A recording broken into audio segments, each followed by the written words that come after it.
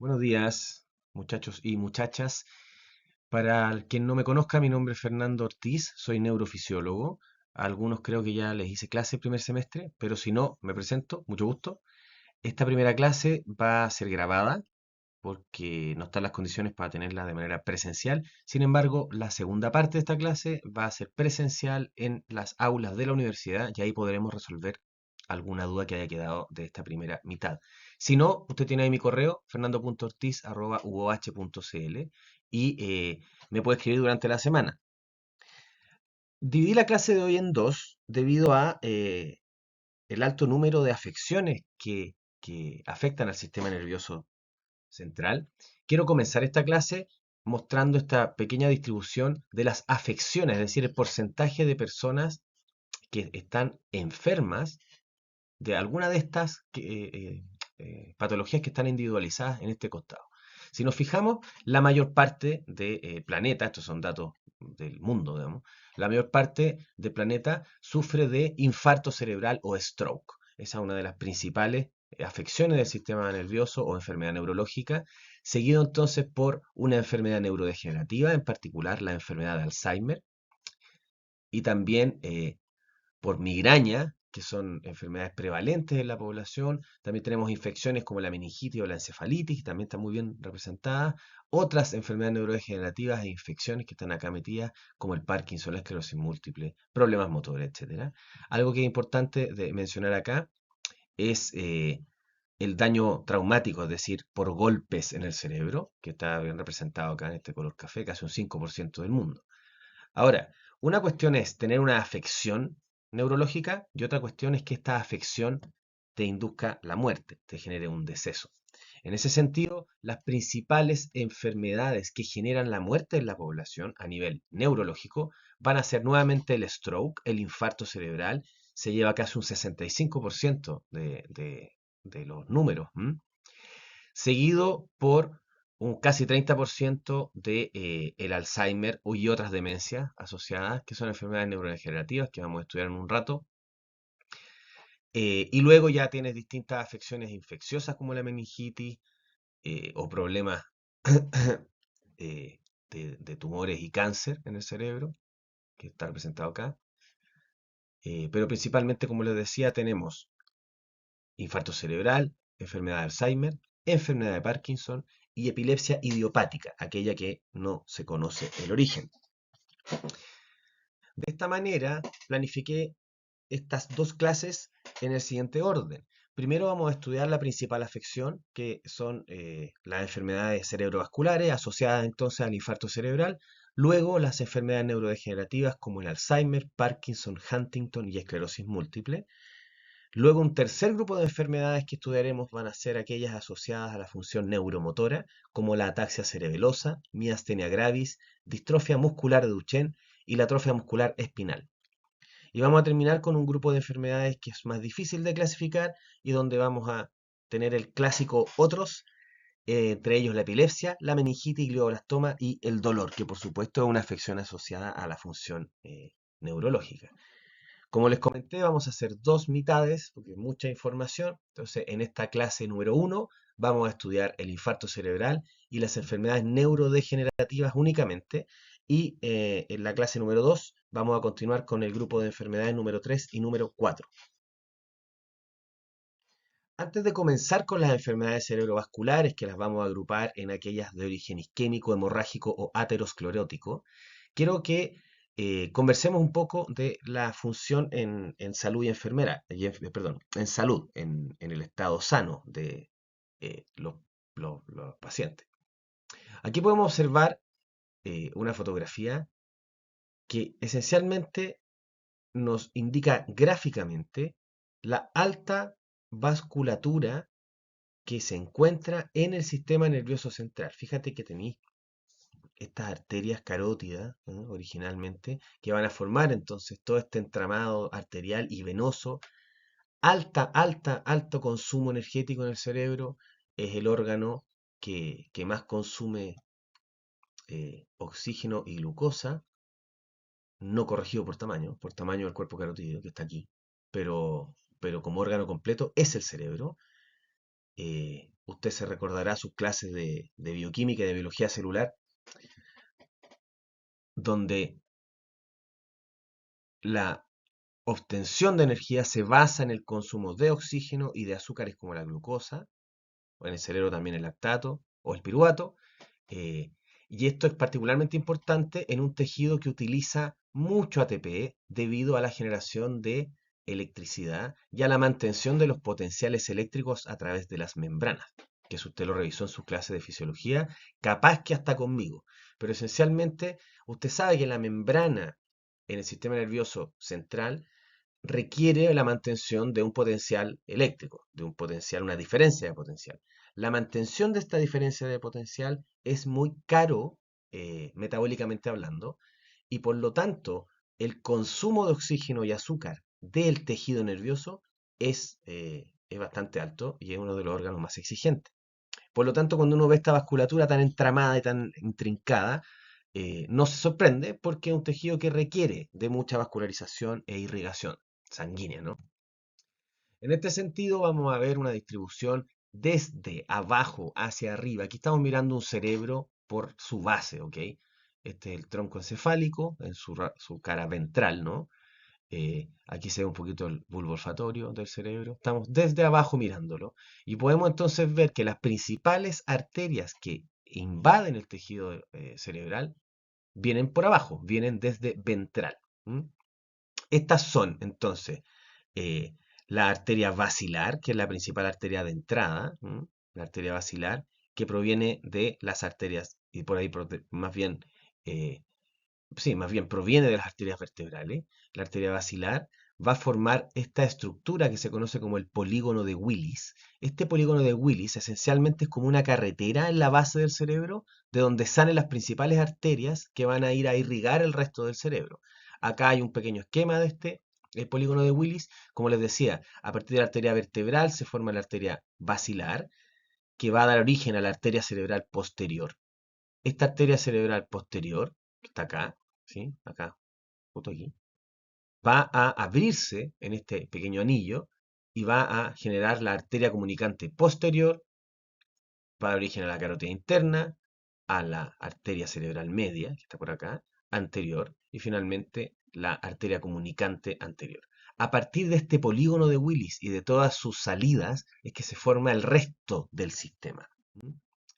Este sistema arterial uno podría definirlo como dos grandes sistemas en términos de su irrigación. Vamos a tener un sistema carotidio que es capaz de irrigar la zona más dorsal del cerebro y lateral, y el sistema vértebro-basilar que es el responsable de irrigar la parte cerebral posterior y que da la cara más ventral. En particular, ¿qué arteria hace qué? Bueno, la arteria cerebral anterior va a estar irrigando la cara medial y superior de los lóbulos frontales y parietales. La arteria cerebral media se va a desplegar desde la superficie lateral del hemisferio y va a irrigar todos los lóbulos, este lóbulo y el lado contrario, completo. Tenemos una arteria carótida anterior que va a irrigar la zona más medial del cerebro, el piso de la zona mesocerebral, particularmente el área que comprende a los ganglios basales, lo vamos a revisar más adelante. Y finalmente, la arteria cerebral posterior está encargada de irrigar las superficies medial e inferior en los lóbulos temporales, occipitales, y van a llegar hasta las áreas laterales de los lóbulos, ¿de acuerdo? Un flujo sanguíneo cerebral promedio se va a encontrar entre los 40 centímetros por segundo en las arterias cerebrales grandes, y en las arterias y arteriolas corticales esto va a variar y va a cambiar a 10 a 250 milímetros por segundo, es decir, se vuelve más lento, ¿no? Esto tiene sentido desde el punto de vista del tamaño de las arterias. En los capilares vamos a encontrar de alrededor de 1 milímetro por segundo. Esto solo para recordarle, usted recuerde que en el control local de la vasculatura, usted tiene señales que van a controlar la vasodilatación y la vasocontracción de sus arterias arteriolas. En este caso, cobra mucha importancia la señalización por óxido nítrico, por potasio y por adenosina. Esto a nivel del sistema nervioso central. Y siempre hablando de la irrigación de entrada, es decir, del sistema arteriolar. ¿Qué sucede ahora con el sistema venoso? Fíjese que el sistema venoso rodea ¿m? Al cerebro desde su zona más dorsal. A diferencia de, el sistema arteriolar, que viene desde la base, voy a ver si podemos hacer un dibujito acá. Espera un poquito. A ver. Pluma. Desde la base, usted va a tener un sistema arteriolar, es decir, las arterias. Vamos a cambiar el color para que no nos confundamos. Las arterias van a venir desde la base del cerebro hacia arriba. Algo así, ¿ve? Y por el otro lado, usted se va a encontrar con el sistema venoso, es decir, el sistema arterial es más bien de ventral hacia dorsal, su estructura, versus el sistema venoso que es más de dorsal hacia ventral. Esto permite que es como que dos manos se estén entrecruzando los dedos, ¿sí? Si se lo quiere imaginar de esa manera. Del sistema venoso, ¿cuáles son las principales lechos, los principales vasos? Vamos a primero ver las venas cerebrales superiores, que son estas marcadas con el número 1, que son aquellas que se meten hacia el parénquima, así que entran desde dorsal hacia ventral y que por lo tanto van a recoger la sangre venosa a partir del parénquima más medial. Luego tenemos las venas del seno sagital superior, que son en realidad este sistema grandote que está acá que estoy delineando, que son estas venas gruesas que van a ir desde caudal hacia rostral por la zona dorsal cerebral. Y luego por dentro tenemos algunas venas que son particularmente importantes. La primera es la vena cerebral medial superficial, que está justo en la cisura de Silvio, aquí marcado el número 3. Luego en el número 4 el seno cavernoso y el número 5 el petroso inferior. Estas son particularmente importantes porque se encuentran localizadas estratégicamente y reciben mucho volumen sanguíneo. Y finalmente la vena basal de Rosenthal, que es esta número 12, que es capaz de eh, recibir la sangre de todo el sistema temporal cerebral. Habiendo dicho esto, ya tenemos que meternos un poquito más en el sistema y sus funciones, más allá de solo la anatomía.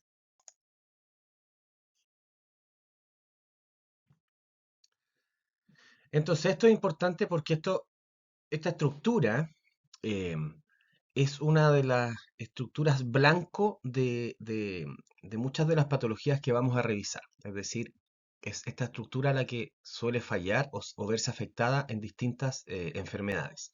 Para esto quiero que lo discutamos rápidamente. Existen entonces barreras que van a separar la sangre del sistema periférico del fluido cerebroespinal que conforma el sistema, que está, perdón, en el sistema nervioso central. Entonces, hay cuatro tipos distintos de barrera.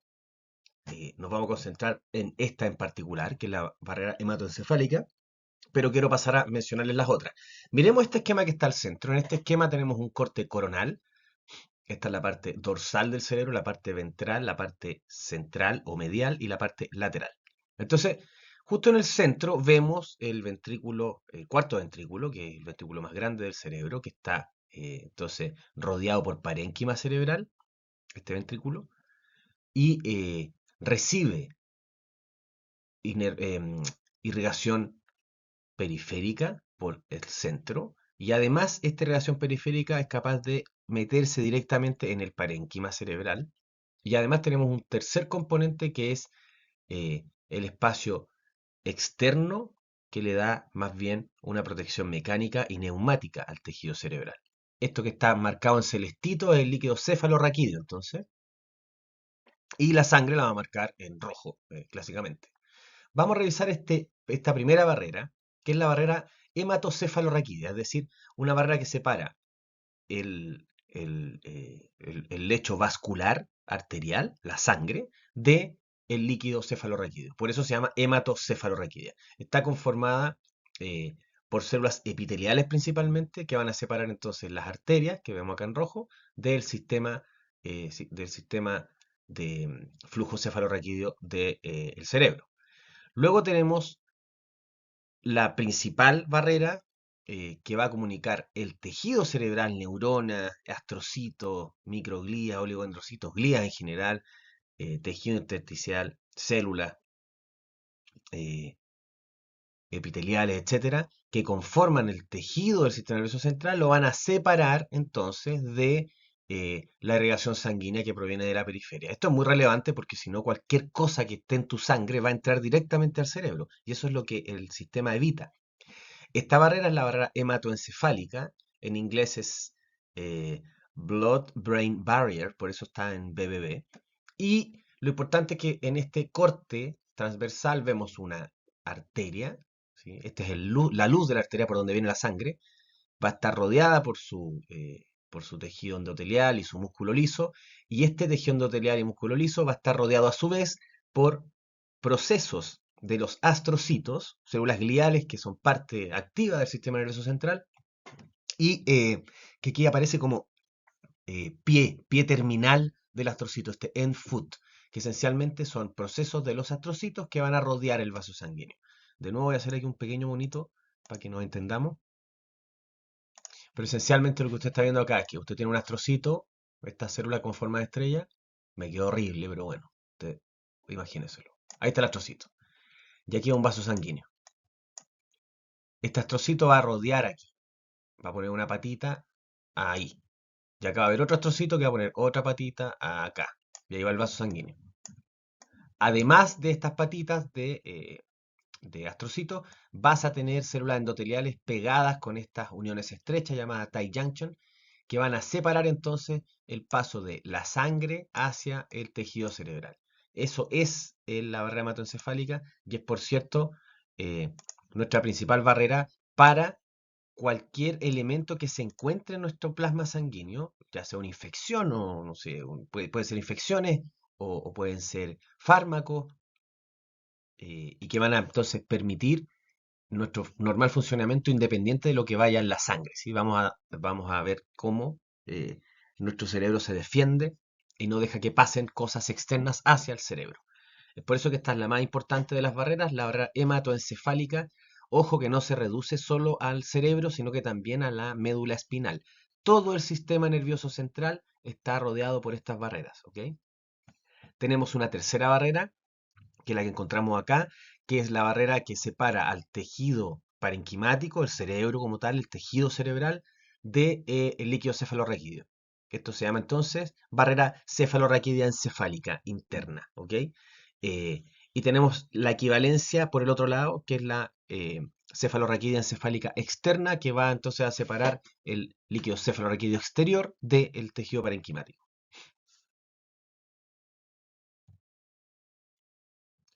En la barrera hematoencefálica hay transporte selectivo, es decir, todo lo que pasa entre el sistema arterial, el sistema sanguíneo y el tejido nervioso está rigurosamente seleccionado.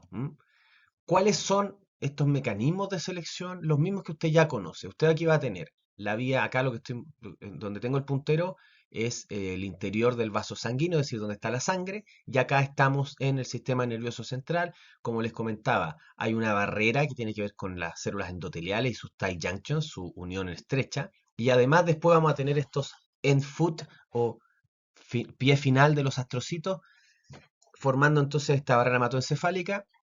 Los posibles vías de transporte y de traspaso van a ser vía paracelular, es decir, entre células, donde normalmente lo que pasa es agua y otros elementos pequeños y en solución. Tenemos la vía lipofílica transcelular, que tiene poco control. Fíjate que son grasas, entonces se atraviesan la membrana rápidamente y luego la atraviesan para el otro lado. Y es el astrocito, entonces, quien va a estar ahí haciéndose cargo de esta, comillas, defensa. Luego vamos a tener transporte mediado por proteínas. Y aquí vamos a tener transportadores como GLUT4, GLUT2, por ejemplo, los GLUT, aquellos que transportan glucosa, y aquellos transportan proteínas, como los transportadores de aminoácidos. Vamos a tener transportadores de alcaloides, etcétera. Luego vamos a tener la transcitosis mediada por receptor, como por ejemplo receptores de insulina o de transferrina, que son capaces entonces de transferir el ligando a través de esta transcitosis.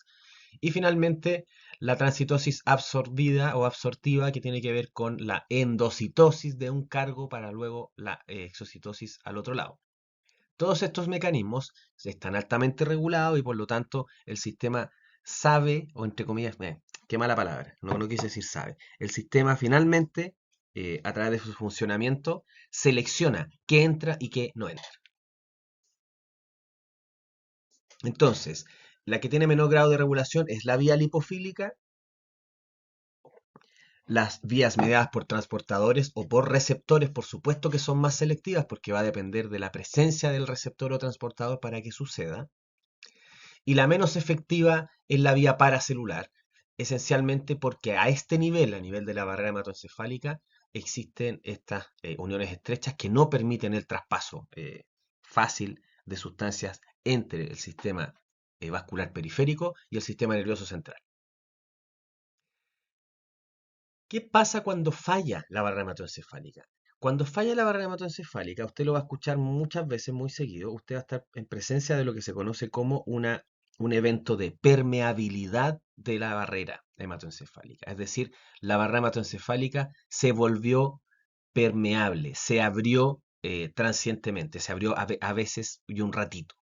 Muchas enfermedades neurológicas se caracterizan por en los estudios de imagenología, como por ejemplo de resonancia magnética, usted ve signos, ve costras en la barrera hematoencefálica, y eso es un indicativo de que en algún momento la barrera hematoencefálica fue permeable y dejó pasar cosas. Cuando dejas pasar, por ejemplo, agentes inflamatorios, cuando dejas pasar, por ejemplo, infecciones directamente, alteras tu sistema y lo enfermas. De hecho, muy recientemente, en la pandemia del COVID, uno de los mecanismos posibles de infección del COVID es la invasión del virus o de la proteína infecciosa del virus en tejido cerebral. Eso está en estudio, todavía no se ha determinado, pero hay varios estudios actualmente desarrollados a nivel mundial. En Chile hay un par de grupos que lo están haciendo, pero en el mundo también, en todas partes. eh, Están estudiando si la proteína Spike, que es la proteína infecciosa del virus, o el virus per se, son capaces de atravesar la barrera hematoencefálica y generar entonces todas las disfunciones neurológicas asociadas a la infección de COVID. Usted lo ha escuchado. El long COVID está acompañado de lo que se conoce como esta fatiga mental o, o niebla mental, esta mental fog. ¿Mm? Y esto debido a que una de las respuestas principales del COVID es una respuesta infecciosa eh, con la liberación exagerada de citoquinas, que son moléculas que generan inflamación. No tampoco sabemos si esta tormenta de citoquinas, así se conoce, la cytokine storm, tiene que ver o no con eventos de permeabilidad de la barrera hematoencefálica. Entonces, lo que quiero decir es que es un campo muy activo. En esta revisión vemos que, por ejemplo, está involucrada nuevamente en el infarto cerebral, porque es posible que algunas moléculas atraviesen la membrana desde el sistema nervioso periférico, perdón, desde el periférico hacia el sistema nervioso central, promoviendo entonces la isquemia asociada al infarto cerebral. Trauma, por supuesto, un golpe fuerte, algún accidente puede generar eh, que la inflamación abra y permita la apertura de la barrera hematoencefálica. Enfermedades infecciosas, nuevamente inflamación. En la esclerosis múltiple se cree que hay un evento de apertura de la barrera hematoencefálica que permite que los anticuerpos periféricos entren al sistema nervioso central y de esta manera se inicie la enfermedad. Lo vamos a mirar al final de esta clase. Virus como el HIV se sabe que genera disrupción de la barrera en el Alzheimer, en el Parkinson, en la epilepsia, etcétera. Hay muchas enfermedades asociadas entonces a que la barrera hematoencefálica no esté funcionando como debe. En este sentido, una de las principales funciones entonces de la barrera hematoencefálica es seleccionar qué entra y qué no entra al cerebro, pero por supuesto que es muy importante que esta irrigación sanguínea sea constante, ya que donde aparecen diversas enfermedades y problemas cerebrovasculares, el primero que quiero comentar aquí es la aterosclerosis. La aterosclerosis es la formación de una placa que vamos a revisar de qué está hecha, eh, que no permite el flujo adecuado de sangre en el cerebro. Estrecha las arterias. Entonces aquí tenemos una arteria normal, con un flujo normal de sangre, con una pared de un tamaño normal, que además permite los cambios. Una pared arterial sana es capaz de responder a vasodilatación y vasoconstricción, es capaz de adecuar el flujo sanguíneo de acuerdo a los requerimientos. Por lo tanto, es importante que eh, las células que conforman esta pared celular estén bien conformadas y esté sano el tejido. ¿Qué pasa cuando hay un estrechamiento de la arteria por formaciones de placa? Formaciones de placa que normalmente obedecen a la acumulación de moléculas de origen lipídico. Esta formación de placa va a impedir el flujo natural, va a reducir el flujo, lo va a volver turbulento, etcétera. Todo lo cual va a generar un problema en la irrigación sanguínea. ¿Qué pasa si tengo menos irrigación sanguínea? Tengo menos acceso a oxígeno y azúcar, tengo menos formación de ATP y por lo tanto mi gasto energético cerebral no se cumple. No llego a cubrir mi gasto energético y eso genera muerte celular. El tejido muere y es lo que se conoce luego como un infarto cerebral. Vamos para allá. Esta es una de las posibles razones. Algo que es relevante eh, es que usted no confunda la aterosclerosis con la arteriosclerosis. Entonces la voy a dejar aquí un segundo para que piense. Para que piense y para que lea. Para que lea y vea bien cuál es la diferencia. Entonces, la aterosclerosis es el bloqueo, ¿sí? La aterosclerosis es el bloqueo del flujo sanguíneo por la formación de placas o trombos, ¿sí? O estructuras que van a bloquear el paso de la sangre dentro de un sistema arterial. La arteriosclerosis es cuando se endurece la arteria, ¿m? Se engruesa, pierde flexibilidad. No es lo mismo, las causas son diferentes, pero la arteriosclerosis, eso sí es importante, la arteriosclerosis puede originarse por una aterosclerosis, es decir, cuando empiezo a acumular grasa dentro de una arteria, esta arteria puede empezar a volverse rígida y entonces sí se generaría la arteriosclerosis. Ahora, ¿cómo se forma esta placa aterosclerótica, es decir, la placa de la aterosclerosis? En general tiene que ver con la acumulación de lípidos de baja densidad, estos LDL, y otros lípidos oxidados, estos OXLDL acá. Estos van a estar entonces acumulándose en el sistema endotelial interno de las arterias. Esto es como un feedback positivo, es como un- un círculo vicioso, ¿m? Donde se acumula el LDL, se empieza a oxidar el otro lípido de baja densidad, empiezan a morir células y se acumulan células que ya están en el sistema apoptótico, como está acá, y esto va a generar entonces un centro necrótico, llamado un necrotic core. Este centro necrótico se va a rodear de células fibrosas, de macrófagos, que son células que van a responder a esta acumulación de moléculas oxidativas. Estos macrófagos pertenecen al sistema nervioso, perdón, al sistema inmunológico. Va a haber acumulación de célula endotelial activa, célula endotelial plana y de otros tipos celulares como células vasculares del músculo liso. Todas estas células se van a acumular en el centro, en el core celular, perdón, en el core necrótico, y van a estar rodeados por un montón de células que van a ser fibrosas, duras. ¿M? A eso se refiere con tejido fibroso.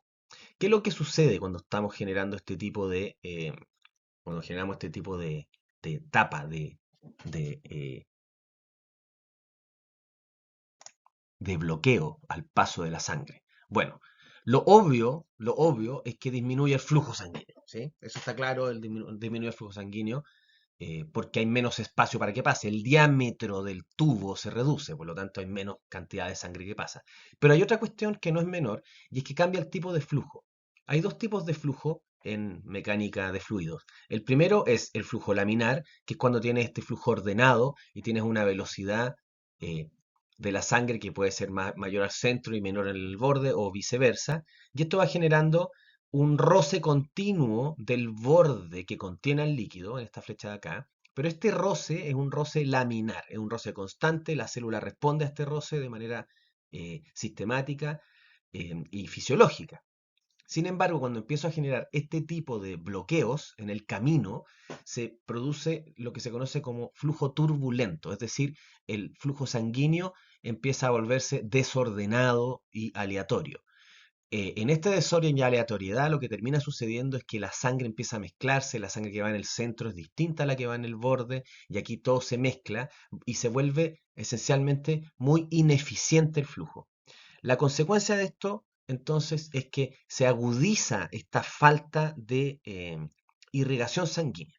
¿Por qué? Porque tienes menos flujo y el flujo que tienes además es turbulento, lo que lo vuelve bastante ineficiente. ¿Qué sucede entonces cuando tienes una isquemia? Quedémonos en este lado de la diapositiva, luego vamos a hablar de la hemorragia, pero frente a una isquemia, entonces, lo que tú vas a tener es que el flujo sanguíneo está obstruido. ¿M? Al tener el flujo sanguíneo obstruido, se acumulan, eh, se acumulan especies reactivas de oxígeno, que van a ser especies oxidativas. Te falta oxígeno, te falta glucosa, entonces tienes menos posibilidad de juntar ATP. Cuando no tienes ATP, no solo te falta energía, en términos básicos, para, no sé, generar un potencial de acción, sino que además todos aquellos procesos que requieren de ATP no funcionan. Procesos tales como limpieza de la célula, la acumulación de metabolitos llega a niveles que ya no puede soportar la célula y se empiezan a acumular especies que van a generar lo que se conoce como excitotoxicidad, es decir, se empieza a excitar tanto la neurona que genera entradas muy grandes de calcio y de sodio que van a despolarizar exageradamente a la membrana, va a estar sobreexcitada y esto termina generando radicales libres eh, y muerte por activación de proteasas también por el calcio. Y esto es lo que se conoce como excitotoxicidad. Y aquí ya estamos en presencia de lo que se conoce como eh, isquemia, es decir, falta de flujo sanguíneo, falta de oxígeno y falta de glucosa. En resumen, cuando falta los nutrientes debido a una disminución o ausencia absoluta del flujo sanguíneo. Vas a tener también un daño neuroquímico porque vas a tener estrés oxidativo, vas a generar edema. Aquí se ve un edema en el esquema. Que es esta acumulación de agua debido a la acumulación de eh, metabolitos. Vas a tener, por supuesto, neuroinflamación y la activación de la microglía. La microglía la vamos a ver harto hoy día. La microglía y el astrocito son glías del sistema nervioso central que responden al daño. Particularmente la microglía es la célula inmunológica del sistema nervioso central, por lo tanto responde al daño convirtiéndose en una célula muy parecida a un macrófago.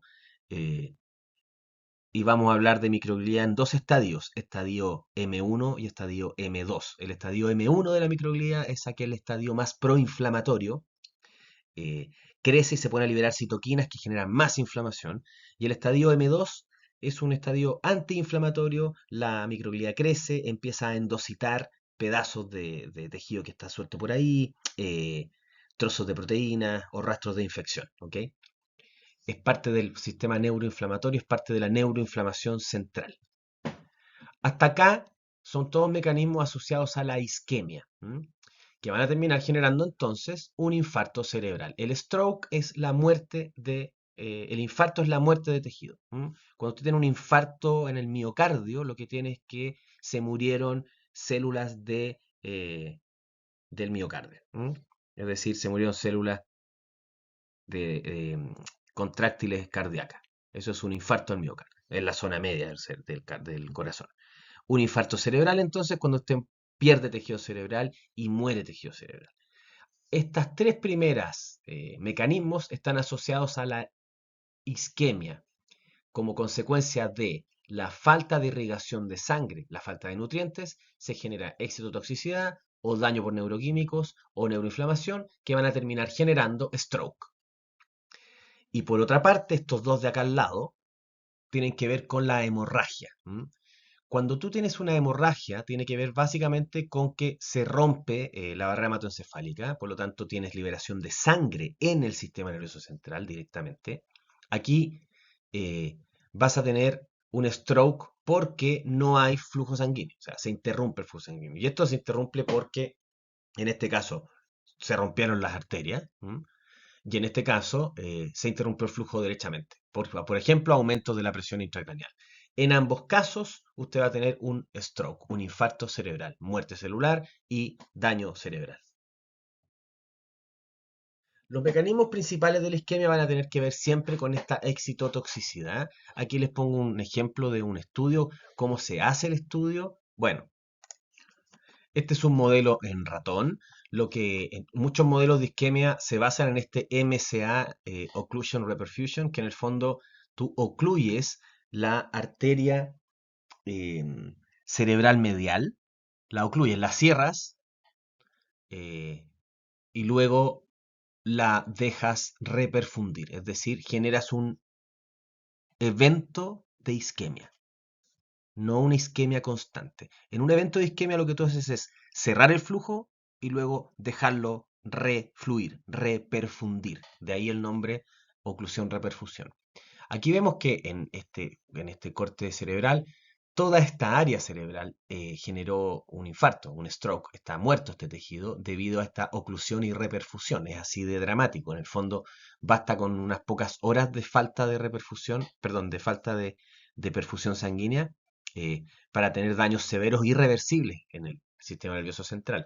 Los mecanismos principales, como les comentaba, tienen que ver con la excitotoxicidad, es decir, aumentos de calcio y de sodio que van a activar proteasas, radicales libres, daño mitocondrial, daño en el ADN, daño en la membrana, y todo esto va a terminar generando apoptosis. ¿Esto por qué? Simplemente porque no tienes los nutrientes necesarios para mantener el metabolismo celular.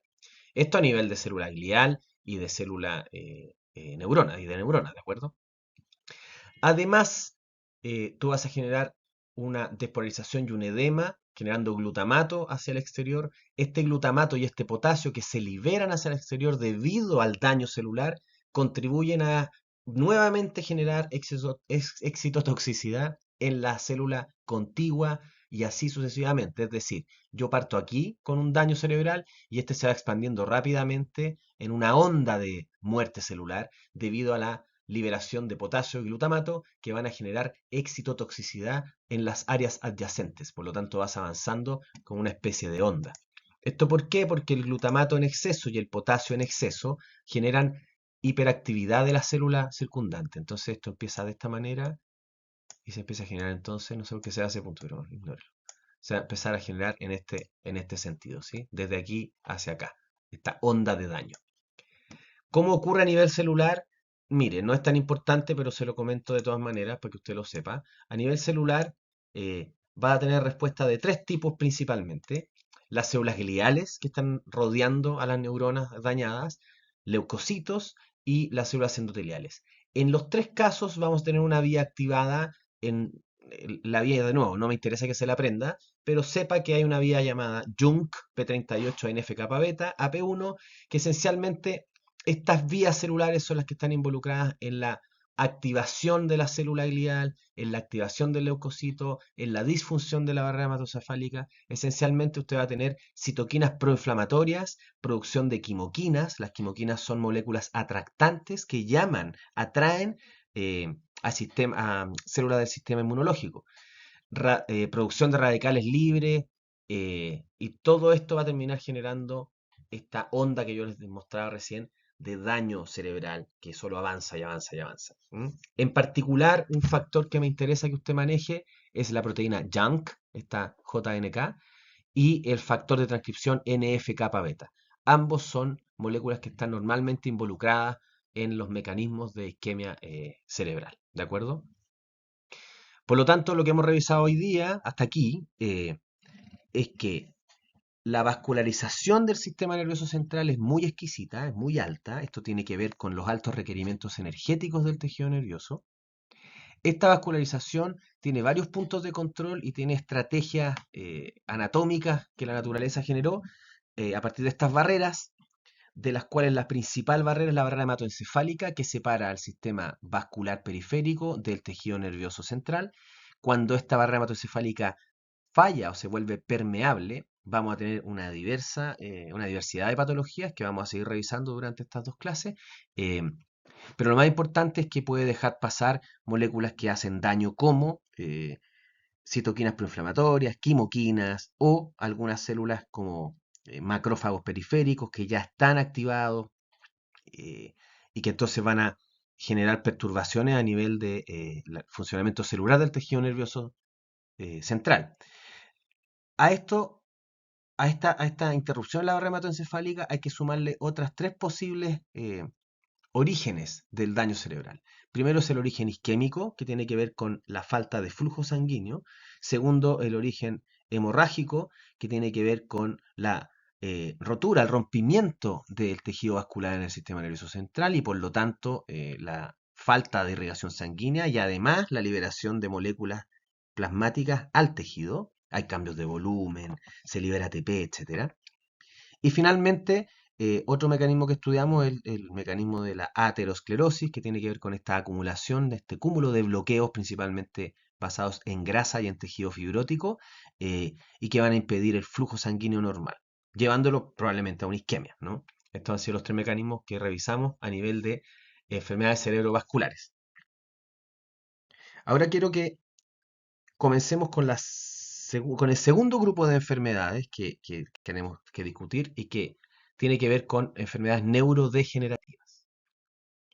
Las enfermedades neurodegenerativas, para comenzar a hablar de ellas, tenemos que definir neurodegeneración. Hay varias definiciones, me gusta mucho esta de acá abajo, es más exacta. Esto es del NIH en Estados Unidos. Esto es una definición que encontré en Google, pero no está tan mal tampoco. Esencialmente una enfermedad neurodegenerativa es aquella patología que se caracteriza por la degeneración del sistema nervioso, particularmente de las neuronas del sistema nervioso. Y esto es súper importante. En general, cuando hablas de neurodegeneración, la gente habla de muerte neuronal, ¿m? Pero va más allá que esto. La neurona es un tipo de célula que conforma el tejido nervioso, pero el tejido nervioso está formado por distintas células. Ya les hemos mencionado varias veces en esta clase, neuronas y glías, pero además tiene eh, tejido vascular endotelial, tienes músculo liso en algunas áreas, en el fondo hay muchos tipos celulares que conforman el sistema nervioso. eh, por lo tanto, la neurodegeneración es más amplio que solo la muerte neuronal. Sin embargo, usted va a encontrar en muchos textos y muchos colegas que solo definen neurodegeneración como muerte neuronal. Eso es discutible, hay distintas escuelas, pero en general mantenga siempre en mente que neurodegenerativo es muerte celular del sistema nervioso central, ¿de acuerdo? Eh, Normalmente se debe a la muerte de neuronas, más que se deba a la muerte de neuronas, la muerte de neuronas es la que termina demostrando un síntoma, un signo neurológico más evidente. ¿A qué me refiero con eso? Si a usted le faltan astrocitos en su sistema nervioso central, usted va a tener defectos neurológicos más o menos graves, pero que van a requerir, por ejemplo, de un test, ya sea de imagenología o algún test cognitivo, para poder revelar ese daño, digamos. Pero cuando usted tiene daño neuronal, normalmente es más evidente porque cambian ciertas funciones que son obvias fenotípicas. Si usted tiene daño neuronal motor, va a moverse de manera eficiente. Si usted tiene daño neuronal en áreas cognitivas, usted va a tener problemas cognitivos también evidentes. Por lo tanto, suele asociarse la neurodegeneración a muerte neuronal más que a otros tipos celulares, pero usted nunca pierda el norte, que en el cerebro hay más cosas, ¿de acuerdo? Entonces, habiendo dicho eso, yo ya le comenté cuáles son las enfermedades que vamos a revisar. Vamos a partir por la enfermedad neurodegenerativa que cobra mayores vidas en el mundo. Alrededor de un 25% de las enfermedades neurológicas que generan decesos eh, eh, está explicada por la enfermedad de Alzheimer y es la que vamos a revisar hoy día. La enfermedad de Alzheimer se llama así porque fue bautizada de esa manera, por tipo, digamos, detrás del nombre de alguien, es por eso que se llama enfermedad de Alzheimer y no se llama Alzheimer. Usted dígalo siempre como corresponde, enfermedad de Alzheimer. La enfermedad de Alzheimer, aquí lo primero que podemos ver es algo evidente, pero que la gente lo comenta, pero aquí están los números, aquí están los números reales. La prevalencia de la enfermedad de Alzheimer aumenta dramáticamente con el envejecimiento. Fíjate que entre los 0 y los 64 años, un 0,1% de la población podrá tener Alzheimer. Sin embargo, de la gente que tiene Alzheimer, el 22% está sobre los 85 años, casi un 10% entre los 75 y los 85. Es decir, sobre los 65 años, se lleva el 30-40% de los casos de Alzheimer en el mundo. Por lo tanto, es una enfermedad asociada al envejecimiento. ¿Cuáles son los mecanismos fisiopatológicos de esta enfermedad? A nivel molecular, yo les voy a contar aquí dos cosas. Primero quiero que nos pongamos a mirar en condiciones fisiológicas, controles, qué es lo que sucede, y luego entender cómo esto falla. En tu sistema nervioso, eh, así como en cualquier otro tejido de tu cuerpo, las células, el metabolismo de las células, la comunicación celular, la función celular, se basa en la expresión de proteínas. La expresión de proteínas de manera correcta, cada proteína tiene una función y finalmente eso es lo que genera el fenotipo funcional de una célula. En este caso en particular quiero referirme a dos proteínas. La primera proteína es la proteína APP, también llamada precursor del amiloide beta. ¿Sí? Es el nombre, Amyloid Beta Precursor Protein, proteína precursora del amiloide beta. Esta APP se encuentra normalmente en las membranas de las neuronas. Cuando esta APP es clivada hacia el sistema extracelular, clivada es cortada, ¿ok? Cuando es cortada, separada en pedacitos, los pedacitos que generan, entre los pedacitos que se genera la proteína A beta, que está aquí marcadita en verde. Y por eso se llama precursora de A beta. La verdad es que hasta el día de hoy no se conoce la función de la proteína APP. Como pueden ver aquí en este esquema, la proteína APP tiene distintos subdominios, entre ellos el dominio que va a conformar a la proteína A beta, pero tiene otros dominios a nivel intracelular y extracelular. Por lo tanto, lo que sabemos hoy es que la adhesión es que podrían participar en adhesión celular, señalización intracelular, control de la expresión genética. Todo eso son evidencias que existen respecto a la función fisiológica de la proteína APP, pero lo cierto es que lo desconocemos, no sabemos cuál es su función. ¿Qué es lo que sucede con la proteína APP? Tiene dos vías de clivaje, una vía que es la no amiloidogénica, es decir, cuando se corta por las metaloproteasas alfa y gamma, se corta por aquí, ponte tú por la mitad, para que te hagas una idea, lo que va a terminar pasando es que, déjame hacer un bonito nuevo. Si yo lo corto esto acá, mal color, vamos a buscar color rojo ahora. Si yo lo corto esto a este nivel, voy a generar dos pedazos, ese pedazo y este pedazo que está acá, ¿sí? Si lo corto aquí y acá, voy a generar estos tres pedazos de acá. Entonces, tenemos dos tipos de clivaje de la proteína APP. El clivaje no amiloidogénico, porque no forma la proteína amiloide, nada que ver con Milei, ojo con eso, y el pedazo amiloidogénico que va a formar la proteína amiloide. Esto va a depender de la enzima que corte el APP. Pues bien, en el Alzheimer, uno de los orígenes, digamos, las hipótesis actuales que tenemos, es que se promueve esta vía, la vía amiloidegénica, generando la proteína A beta. El problema de la proteína A beta es que la proteína A beta se acumula en el extracelular y se deposita formando lo que conocemos como placas seniles. Esta placa senil va a generar la muerte neuronal, va a generar muerte del tejido donde se deposita esta placa senil, ¿de acuerdo? Esta es una de las proteínas centrales en el origen de la enfermedad. Una segunda proteína central en el origen de la enfermedad es la proteína tau. A diferencia de la proteína APP, la proteína tau tiene una función identificada muy precisa, participa es un motor intracelular, participa en el movimiento de organelos y de proteínas dentro de la célula. En su función, la proteína tau, que está aquí marcadita como un tallarín naranjo, está acoplada, pegada a la tubulina. La tubulina, que está organizada en dímeros, ¿sí? Por alfa y beta tubulina, forma el esqueleto de microtúbulos dentro de una neurona. Por lo tanto, el movimiento dentro de la neurona, el movimiento vesicular o el motor molecular el motor molecular en el que participa tau, permite entonces, en condiciones normales, que se muevan organelos y cargos y otras proteínas dentro de la neurona. ¿Cómo? el citoesqueleto de microtúbulos, ¿ok? Formado por tubulina. ¿Qué es lo que sucede en la enfermedad?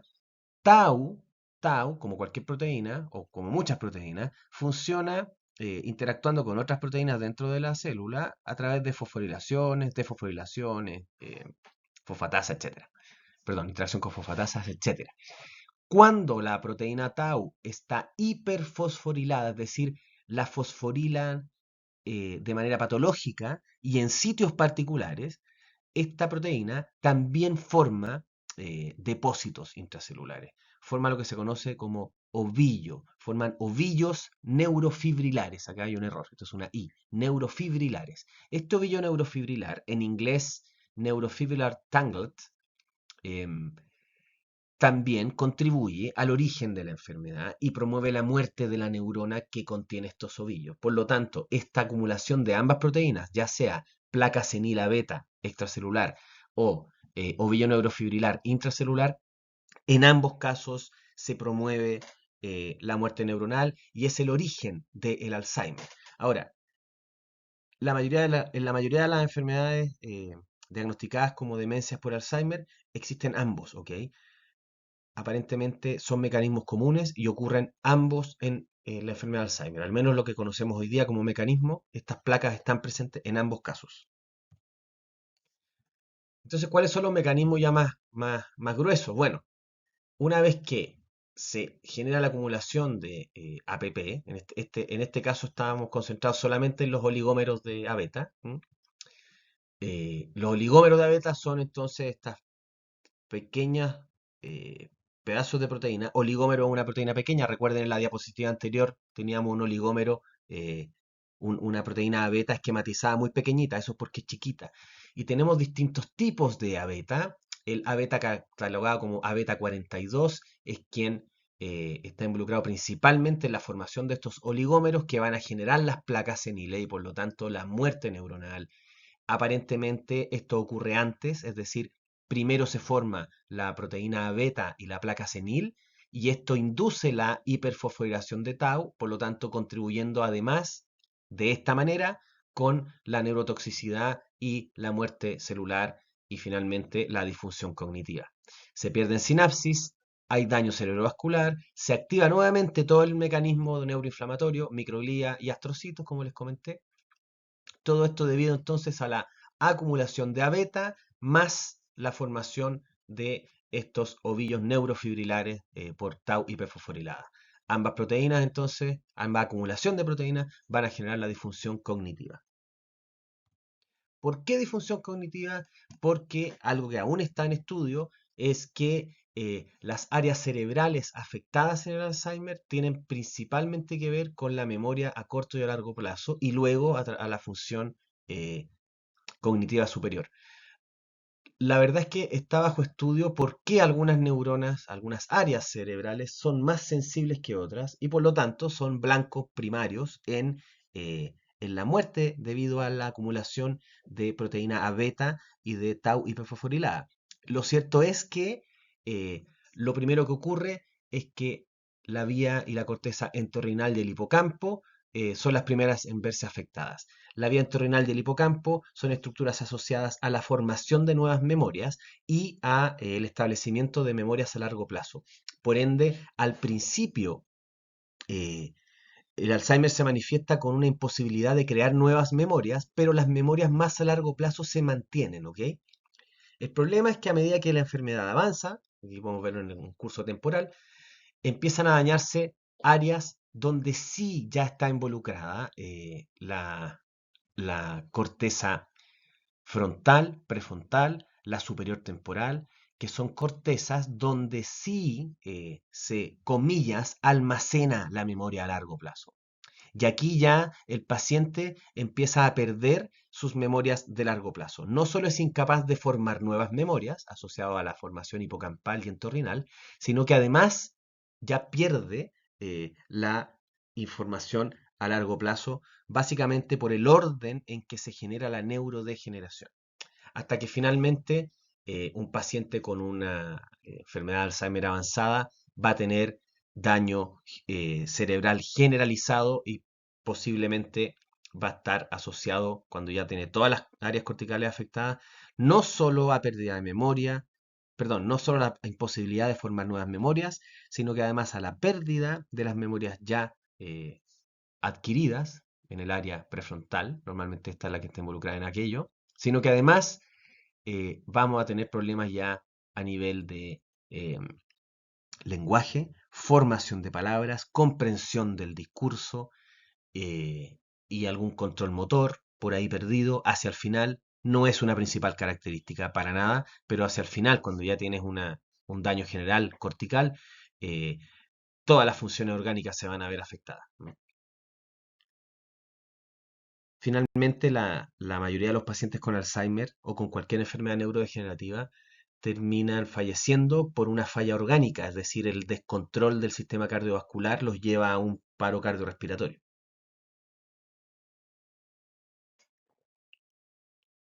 Actualmente, ¿cuáles son los mecanismos terapéuticos que se utilizan para por lo menos paliar el progreso de la enfermedad?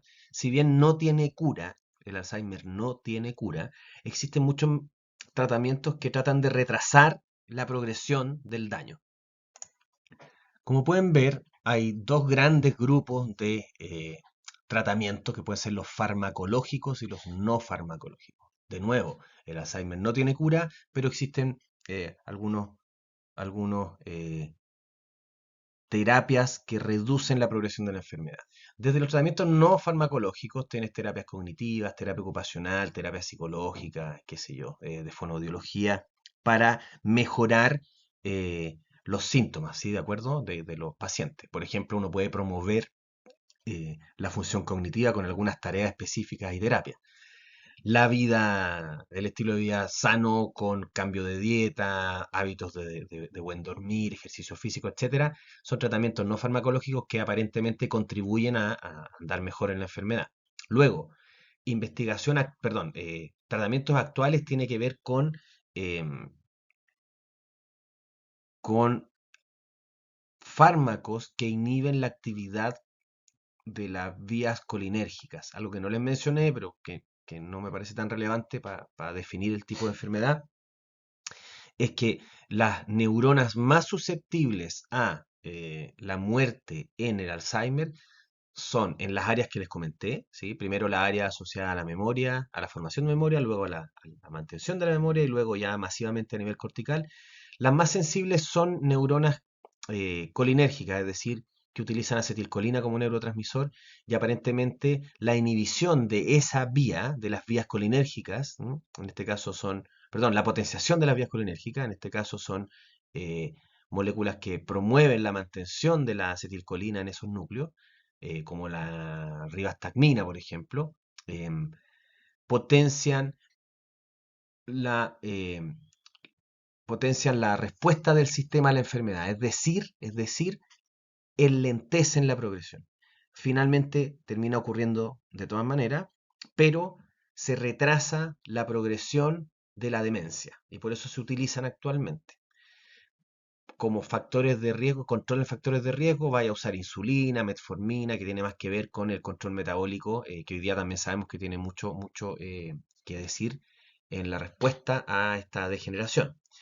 Y bajo investigación actualmente en distintas fases de estudio clínico, fase 3, fase 1, fase 2, eh, tenemos inmunoterapia contra la formación del péptido A beta, contra la agregación de la proteína tau, inhibidores de la fosforilación de tau directamente, inmunoterapia contra tau, es decir, atrapar tau antes de que se agregue, inhibidores de la secretasa beta, que es quien va a convertir la APP en A beta, inhibidor de la secretasa gamma, que va a hacer el mismo trabajo. En definitiva, todo el mecanismo celular de la formación de agregados proteicos, ya sea A beta o de hiperfosforilación de tau, es el blanco de investigación actual.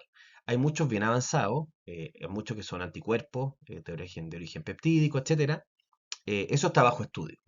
Todavía no hay lamentablemente un fármaco que cure directamente el Alzheimer y hasta ahora solo tenemos este tipo de farmacología disponible que retrasa la formación de la demencia con más o menos cierta, cierta efectividad, pero la verdad es que es una enfermedad que hoy día es la que más se estudia en biomedicina neurológica, por lejos, ¿sí? El Alzheimer se lleva mucho de los estudios actuales en neurociencia básica y aplicada. Una, una segunda enfermedad que afecta a gran parte de la población y que también es parte alrededor del 5 o 7% de las muertes debidas a enfermedades neurológicas a nivel mundial es la enfermedad de Parkinson. La enfermedad de Parkinson, como usted muy bien sabe, afecta principalmente a el sistema de control motor. No lo pongo en el grupo de enfermedades neuromusculares o neuromotoras porque es esencialmente una enfermedad neurodegenerativa. Así como, así como en el Alzheimer, las áreas que neurodegeneran primero y que por lo tanto caracterizan a la enfermedad son áreas asociadas a la formación y mantención de memoria. En el Parkinson, las áreas que degeneran es un área muy particular, es muy pequeña, pero es un área que está involucrada en el control motor. De allí que tienes problemas motores en el Parkinson, no porque sea un problema muscular, sino que es un problema de control central de la musculatura. Entonces, para eso quiero que revisemos un circuito que es muy relevante. Eh, en el cerebro tenemos un área que es el área motora primaria, que está aquí, y desde esa área motora primaria se va a generar la orden final para que tú ejecutes una acción motora. Entonces, acá tenemos el área sensorial y aquí está el área motora, esta que está acá.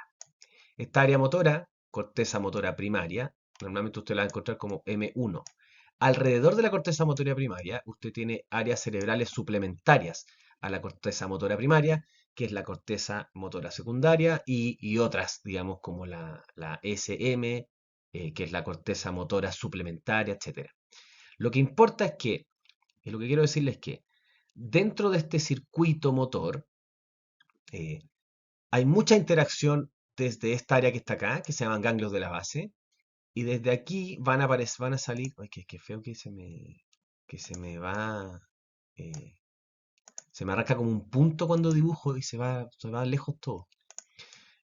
Ahora sí. No importa lo que pase a nivel intracerebral, acá o acá, ¿sí? Estas conexiones, lo que termina sucediendo es que hay una sinapsis final que se va a comunicar con esta corteza motora primaria, y de la corteza motora primaria va a salir un input a nivel espinal que va a generar el motor, perdón, la salida motora, el movimiento, la contracción de un músculo. Por lo tanto, todo lo que pasa acá adentro termina en una salida sináptica a la corteza motora primaria y de allí hacia el sistema medular, hacia la médula espinal, donde finalmente termina generándose y ejecutándose el movimiento. Estas interacciones intracerebrales, ¿de acuerdo?, van a determinar el movimiento. La generación de movimiento es algo muy complejo, requiere de muchas áreas cerebrales coordinadas, requiere de descargas neuronales organizadas de manera sistemática, donde descarga una neurona, a los pocos milisegundos descarga otra, con ciertos patrones eléctricos. Esto hace que los músculos receptores de esa electricidad finalmente se contraigan también de manera alternada y concertada, generando un movimiento. Esta actividad concertada, entonces, como yo les comento, tiene que ver con varias áreas cerebrales. Vamos a partir contándoles entonces ya les conté que acá está la corteza motora primaria, alrededor está la corteza motora de asociación, atrás vamos a tener cortezas sensoriales que van a estar asociadas al movimiento, ¿sí? Por supuesto que el movimiento no es un evento aislado de otras funciones cerebrales, sino que cuando tú te mueves también estás relacionado con lo que estás sintiendo, por un lado.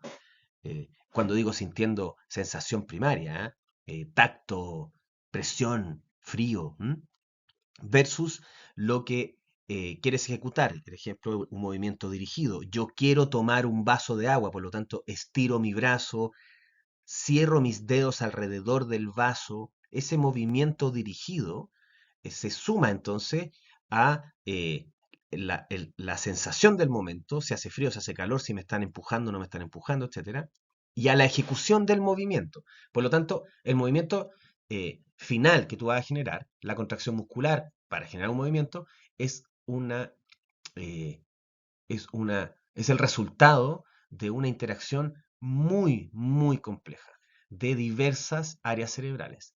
Entre las áreas cerebrales que controlan el movimiento de manera más fina se encuentran los ganglios de la base. Los ganglios de la base están justo en el centro, en el corazón de tu cerebro, aquí están, esta es la forma que tienen todos estos grupos acumulados. Se llaman ganglios de la base, perdón, ganglios basales también se conocen más bien en español, ganglios basales. Y está formado por distintos núcleos. Entonces vamos a ver que este ganglio basal que tiene esta forma, como de un auricular de esto que te poní, manos libres, ¿cierto? En la oreja. em, los núcleos que conforman los ganglios basales van a ser la sustancia nigra, que está acá abajo, a nivel más medial del cerebro medial, el globus pallidus, que se divide en globus pallidus interno y globus pallidus externo, que es esta pelota que está acá. La parte central de la pelota es el interno, la parte exterior es el externo. Pegadito vamos a encontrar el striatum, y acá atrás por la cola vamos a encontrar el núcleo caudado, y finalmente el núcleo subtalámico que está por debajo de todo esto. Cuando yo hago un corte transversal aquí, yo voy a cortar acá, vamos a hacer un mono, ¿no? Que siempre me hago un mono que da la escoba. Aquí va a hacer un corte, aquí, o aquí también, aunque tú lo veas. Vamos a hacer un corte y lo vamos a mirar desde acá, desde frente. Cuando uno hace ese corte y mira desde el frente, observa esto. Observa esto, que son estos mismos núcleos que te conté, pero ahora en un corte. ¿Mm? De hecho, aquí está el corte que te estoy mostrando, que se ve en la orilla. Este corte estamos haciendo y estamos mirando desde el frente. Cuando uno mira a ver lo mismo, vamos a tener la corteza cerebral por ahí arriba, ¿cierto? Acá abajo la sustancia negra, que ya te la había mostrado de manera lateral. Sustancia negra, el núcleo subtalámico un poquito más arriba, el globus pallidus, que va a ser el interno y el externo. Recuerda que tienes una parte central y una parte externa. Un área que se llama putamen, el núcleo caudado y el tálamo. ¿Sí? El striatum va a estar formado por el núcleo caudado y el putamen, que es esta vuelta que yo te mostraba al principio, esta como giro. Estos son los ganglios de la base. ¿Por qué son tan relevantes?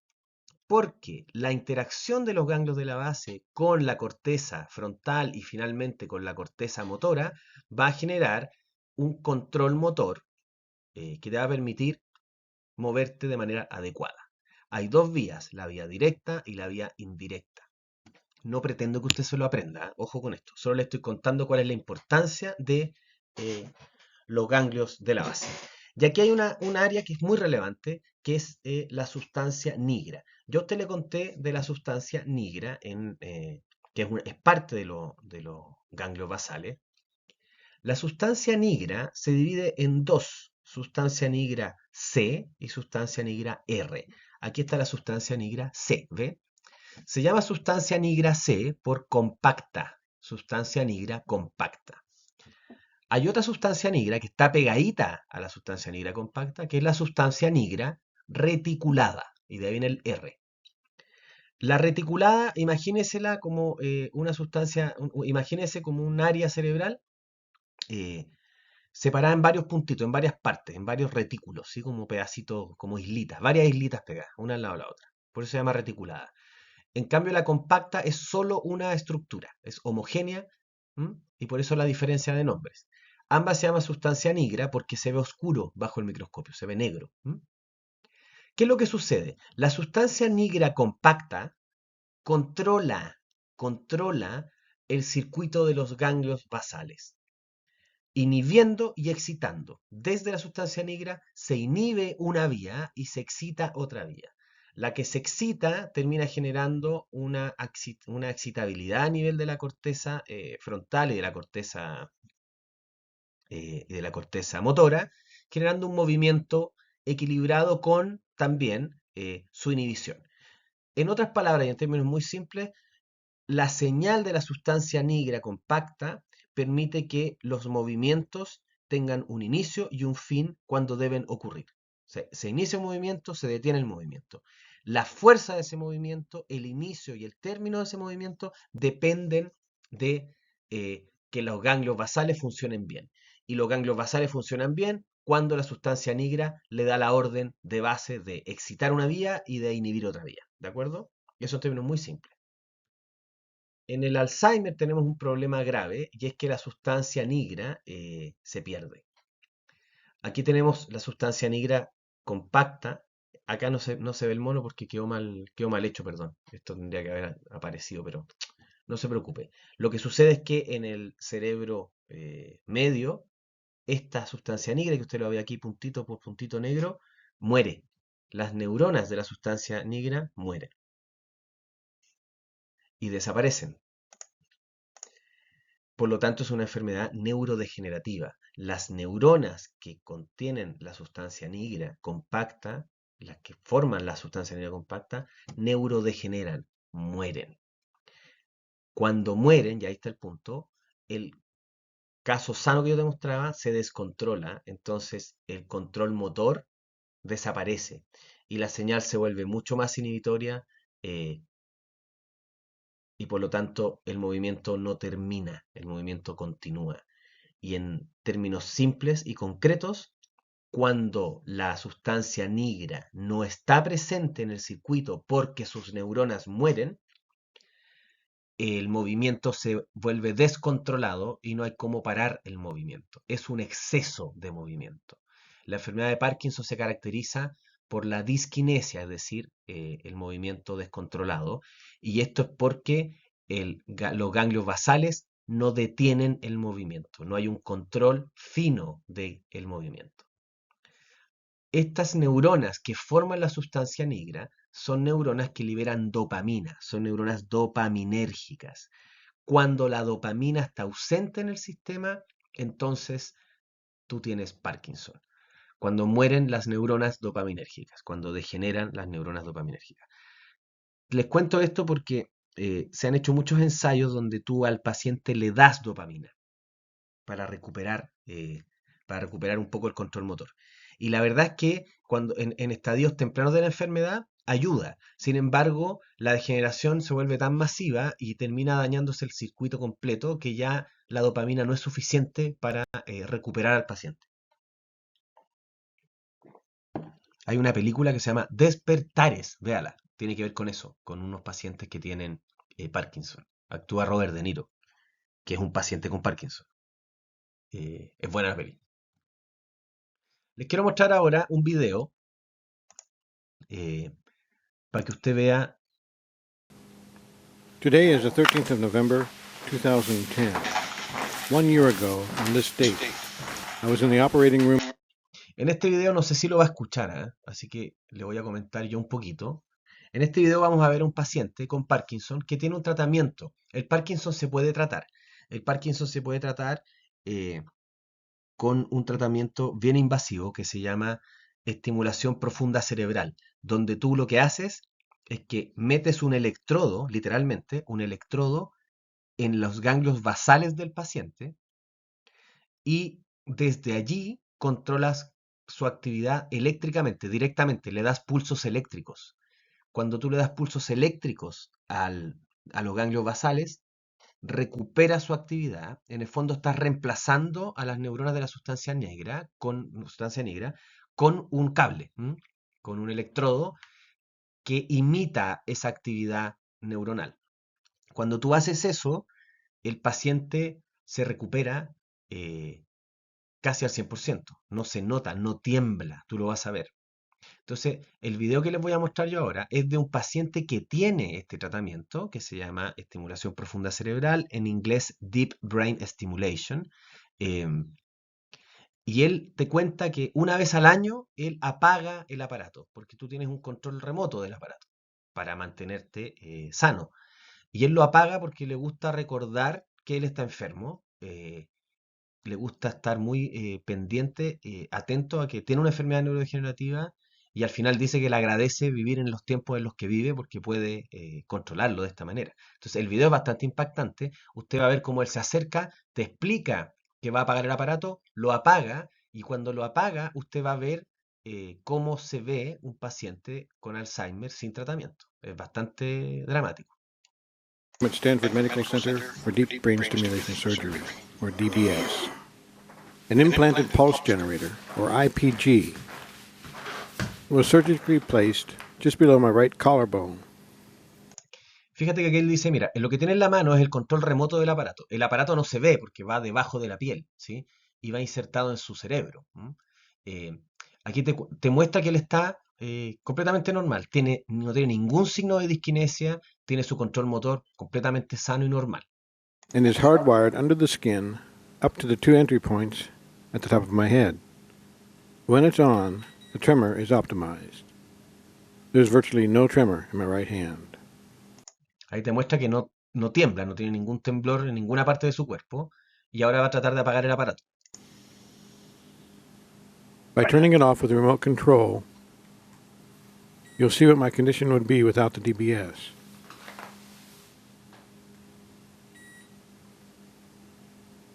The first two attempts to push the correct button failed, but the third attempt worked. The stimulator is now off. La primera vez que trató de apagarlo no pudo, la segunda vez le resultó, y ahí te dice, ahora el estimulador está apagado. Within seconds, you'll see the tremor return. My tremor is a resting tremor, which means when I initiate action with my right hand, the tremor dissipates. When the action stops, the tremor returns. Te explica que él tiene un Parkinson donde el temblor se inicia cuando está en reposo. Es decir, cuando él inicia un movimiento, no tiembla, pero cuando detiene el movimiento, tiembla. ¿Por qué hago este hincapié? Porque existen diversas formas del Parkinson, ¿ok? En este caso es un temblor en reposo. Hay otro que es un Parkinson que tiene que ver con el temblor activo. Son aquellos pacientes que cuando inician un movimiento comienzan a temblar y cuando están en reposo no. Existen distintos tipos porque depende del grado de muerte neuronal que tengan. Cuando tienes toda la sustancia negra degenerada, entonces tú tienes un Parkinson mucho más extremo. Y a medida que va degenerando la neurona, las neuronas, y a medida que vas perdiendo entonces esta entrada dopaminérgica, es decir, el control dado por la dopamina en los ganglios basales, tú empiezas a generar más y más temblores, ¿m? Y de distinto tipo. Sí, mira, sigamos viendo el video.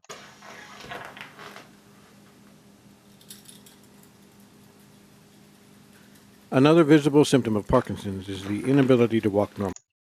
Y aquí te dice, te cuenta que otro síntoma, otro signo clásico del Parkinson es la incapacidad de caminar de manera normal y directa. Entonces se va a poner a caminar para mostrarle a los televidentes cómo se ve, digamos. With the stimulator turned off, my body is stiff and I shuffle when I walk. Turning around is difficult and my balance is poor. Que tiene un balance muy pobre y que le cuesta darse vuelta y moverse en general, ¿no? I don't dare try to hold a cup of hot coffee right now. I don't think you can see it, but close up you'll notice that my face has dropped significantly. Dice, no creo que puedan verlo, pero cerca de mi nariz está saliendo moco, se me cae un flujo. Y eso también tiene que ver porque hay un control, hay un descontrol motor también a nivel fisiológico global. ¿M? El paciente no puede controlar ni siquiera sus secreciones de muy buena manera. I can really feel that at this point.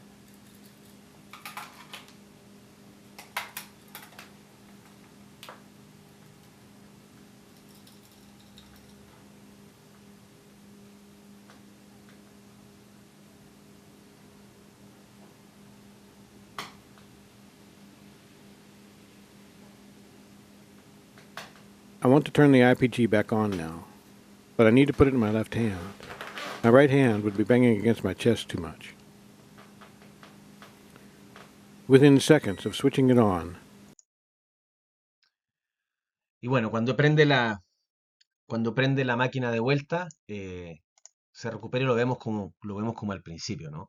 Es súper impactante ver que existe esta medicina, entre comillas, esta intervención. Ahora, antes de seguir con los mecanismos de la enfermedad, contarte que esa terapia, aun cuando existe, es muy cara, no tiene acceso la gente común y corriente, cuesta alrededor de $15.000 el aparato, otros tantos miles de dólares la cirugía y luego la mantención. Entonces, la verdad es que es bien impracticable, por un lado. Por otro lado, digo, masificable no es. Y por otro lado, depende mucho es de paciente a paciente. Eh, a algunos le va a funcionar mejor que a otros, a él le funciona espectacular, ¿de acuerdo? O sea, cuando él lo prende, se acaba la enfermedad. Em, pero es que además de tener, de tener que tener acceso a muchos recursos, tenéis que ser más bien millonario para poder acceder a este tipo de terapia, existe el riesgo de que no te funcione tan bien, depende del Parkinson que tengas, ya te decía, hay varios tipos, y además hay un riesgo que tiene que ver con la cirugía y con el implante de un cable, que son propios de la cirugía. Ese riesgo no es tan alto, pero igual siempre existe riesgo de hemorragias o de problemas también neuroinflamatorios en respuesta al implante en sí mismo. Por lo tanto, si bien existe como alternativa, no es masificable ni es muy seguro. Por lo tanto, eh, se sigue estudiando cuáles son los posibles mecanismos para entenderlo, ¿de acuerdo? Aquí les presento eh, el mecanismo, uno de los mecanismos, que es la hipótesis actual, una de las hipótesis que se aceptan en el origen del Alzheimer, perdón, del Parkinson, y de cómo este generaría entonces finalmente problemas de movimiento. Entonces aquí nuevamente estamos en presencia de mecanismos celulares. El Parkinson está asociado a la expresión de ciertos genes. Bueno, por ejemplo, si tú expresas el gen PRKON, PINK1 o DJ1 en ciertas proporciones, está asociado al envejecimiento, a algunas toxinas que pueden generar daño mitocondrial. Todas estas posibles vías moleculares generan daño mitocondrial que puede seguir dos vías. Sigamos la de acá arriba solamente.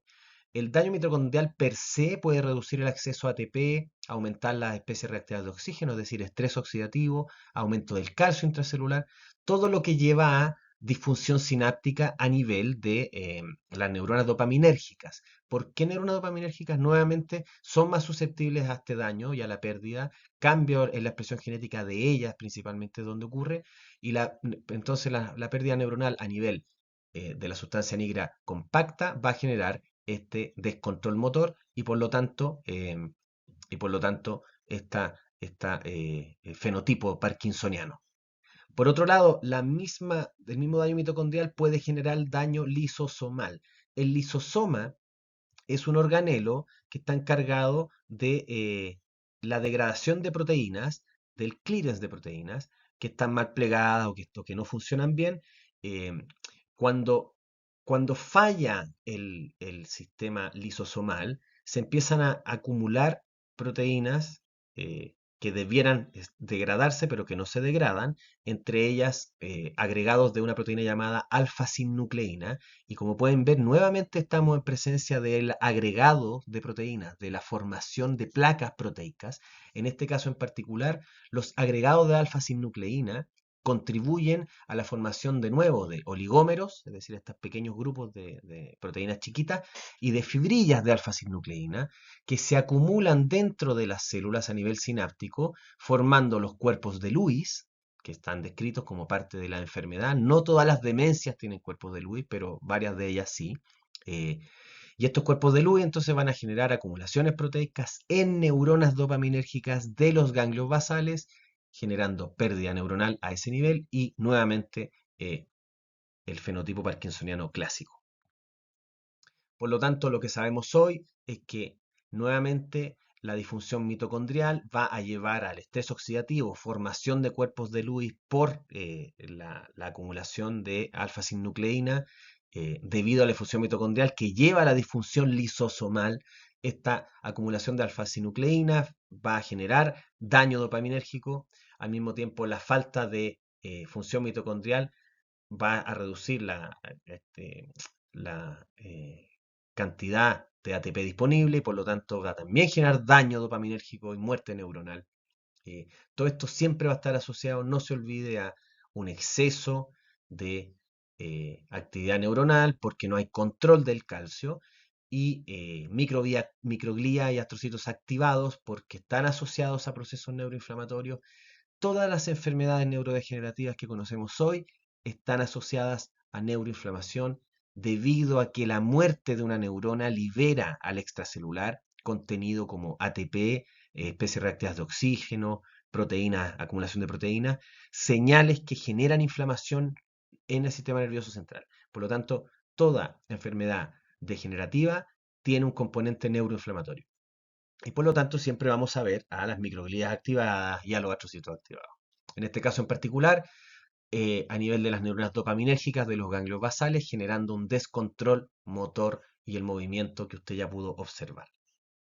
Eso respecto a la enfermedad de Parkinson. Hay una enfermedad muy similar, que es la enfermedad de Huntington, que aquí se las muestro. Por aquí vamos a pasar rapidito, ya estamos terminando esta clase, ha sido bastante larga la verdad esta información, pero bueno, en realidad a mí me interesa que usted se lleve un panorama lo más completo posible de las enfermedades neurológicas a las que puede observar, ¿no? Entonces, nuevamente estamos en presencia de los ganglios basales. Nuevamente tenemos las neuronas estriatales, donde a través de la señal dopaminérgica, en este caso a través del receptor D2 y D1, eh, vamos a controlar el globus pálidos externo, el interno, y vamos a terminar una salida hacia el núcleo subtalámico. Acá está. Este núcleo subtalámico va a devolverse hacia al globus pálidos interno, que se conecta con el tálamo y el tálamo a la corteza. Esta señal de acá es la que me interesa que usted vea. La corteza que está indicada aquí es la corteza motora. Esto que está acá es un digamos, esquema de la comunicación en los ganglios basales. En el Huntington, al principio, en un early Huntington disease, es decir, cuando está comenzando, se inhibe una de las señales dopaminérgicas, también por muerte neuronal. Mueren las neuronas que responden a las señales dopaminérgicas y por lo tanto al principio, independiente de esta señalización que no me interesa que usted se la aprenda, la salida del sistema hacia la corteza, es decir, la orden del ganglio de la base a través del tálamo hacia la corteza es una excitación exagerada. Por lo tanto, tú tienes un exceso de movimiento al principio del Huntington, muy parecido al Parkinson, por eso les decía. Sin embargo, a medida que aumenta el Huntington, lo que tú tienes es una reducción del movimiento y se inhibe el movimiento debido a que ahora ambas señales dopaminérgicas están inhibidas. A medida que avanza entonces la enfermedad, en un principio solo se mueren las neuronas dopaminérgicas que están involucradas en la vía D2, pero a medida que avanza, se involucran las de la vía D2 y de la vía D1. Como consecuencia total de la circuitería, en este caso, en el Huntington avanzado, la señal del tálamo, en vez de ser exagerada, está inhibida. Por lo tanto, en el Huntington tú tienes un inicio de un exceso de movimiento y termina con una completa inhibición del movimiento. Los mecanismos no voy a entrar en detalles porque solo quiero mencionárselos. Tienen nuevamente que ver con la acumulación de una proteína. En este caso, la enfermedad de Huntington tiene un componente genético mucho más importante que los demás. Aparentemente, hay un mutante de una proteína que se llama Huntington, la huntingtina, ese es el punto. La proteína se llama huntingtina. Cuando se acumula la huntingtina por exceso, ¿sí?, de, de, de, em, de proteínas disponibles, ya sea porque se produce mucho o porque se degrada poco, se va a producir nuevamente disfunción mitocondrial, perdón, y se va a interrumpir la circuitería a nivel de los ganglios basales, generando al principio mucho movimiento y al final poco movimiento. Ambas llevan a la muerte, en ambos casos. Pasé rápido por el Huntington porque la verdad es que afecta a los circuitos del Parkinson, se parece un poco, también tiene que ver con un depósito de proteína, pero afecta más o menos los mismos circuitos, por lo tanto es bien similar. Y para terminar la clase de hoy, vamos a presentar una última enfermedad neurodegenerativa que es bastante particular, que es la esclerosis múltiple. No la confunda con la esclerosis amiotrófica lateral. La esclerosis múltiple no es ELA, no es esclerosis lateral amiotrófica. La diferencia, rapidito te lo cuento, la esclerosis lateral amiotrófica es una enfermedad neuromotora. Es la neurona motora primaria la que neurodesgenera, es decir, las neuronas motoras de la corteza motora M1 que te acabo de mostrar mueren. Y por lo tanto empieza a generarse un descontrol motor desde el cerebro hacia abajo. Es una enfermedad eminentemente motora y con muerte neuronal. Esa es la esclerosis lateral amiotrófica. La esclerosis múltiple es una enfermedad que tiene que ver con la pérdida de mielina, de una estructura que rodea a las neuronas, pero que no es la neurona. Como consecuencia de la pérdida de mielina, tú vas a tener pérdida de neurona, pero no es su primer target, ¿ok? Esa es la gran diferencia. Y por otro lado, no es una enfermedad motora. La esclerosis múltiple es una enfermedad ubicuamente expresada y daña distintos sistemas neuronales, no solo el motor. Entonces vamos por ella y con esto terminamos esta clase. La esclerosis múltiple tiene que ver con una estructura, como les comentaba, que se llama mielina. La mielina es una estructura que rodea las neuronas, es una membrana, es una grasa que rodea las neuronas. En el sistema nervioso central está hecha por oligodendrocitos y permite la conducción saltatoria del potencial de acción. Es decir, una neurona que tiene mielina genera una conducción del potencial de acción más rápida. ¿Mm? ¿Qué consecuencia tiene eso? La conducción saltatoria permite que hayan precisión al milisegundo entre un área cerebral y otra en las comunicaciones. Desde esta área hasta esta otra área, la comunicación neuronal es súper exquisita porque tienes una velocidad de conducción que está coordinada con el núcleo de salida hacia el núcleo de llegada. Por lo tanto, hay una precisión de milisegundos en la comunicación neuronal. Esta precisión de milisegundos está asociada a mecanismos de aprendizaje. Cuando tú aprendes algo, el mecanismo clásico de aprendizaje requiere de una coincidencia entre la señal presináptica y la señal postsináptica. La mielina permite este tipo de circuitería. Pero además, en una segunda línea de funciones de la mielina permite el acoplamiento metabólico. A través de la mielina, el oligodendrocito le entrega energía a la neurona, le entrega azúcar, le entrega piruvato, lactato, nutrientes. Por lo tanto, cuando la mielina no está, eh, la neurona termina muriendo, neurodegenerando. Y aquí está la importancia y la particularidad de esta enfermedad. La esclerosis múltiple se origina por un ataque autoinmunológico de los linfocitos T y los linfocitos B hacia la mielina del propio paciente.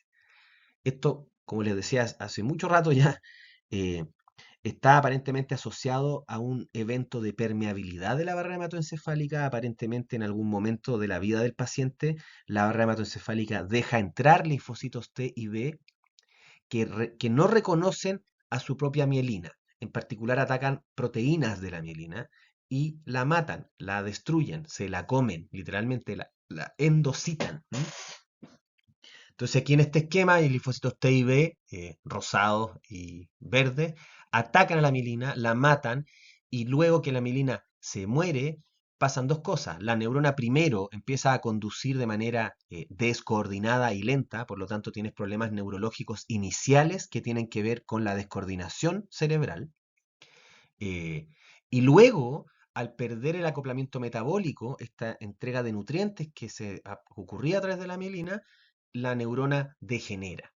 Por lo tanto, la esclerosis múltiple es una enfermedad de origen autoinmunológico, es decir, se ataca, su propio sistema inmune la ataca la mielina, de origen autoinmunológico y de progresión neurodegenerativa. Esa es la particularidad de esta enfermedad. Se origina en un ataque autoinmunológico, es decir, se parece al lupus, por ejemplo, en ese sentido, pero se desarrolla como una enfermedad neurodegenerativa. Otra característica es que ocurre solo en el sistema nervioso central, no en el periférico, y otra característica es que ocurre ubicuamente, no hay áreas particulares, no es como lo que veníamos discutiendo hasta aquí. En el Alzheimer, las primeras áreas en dañarse son las formadoras de memoria, luego aquellas donde yace la memoria a largo plazo y luego a nivel cortical general. En el Parkinson y en el Huntington, neuronas asociadas a los ganglios basales, regiones bien particulares. En el Parkinson es todavía más particular porque son solo aquellas neuronas de la sustancia negra compacta, muy particular.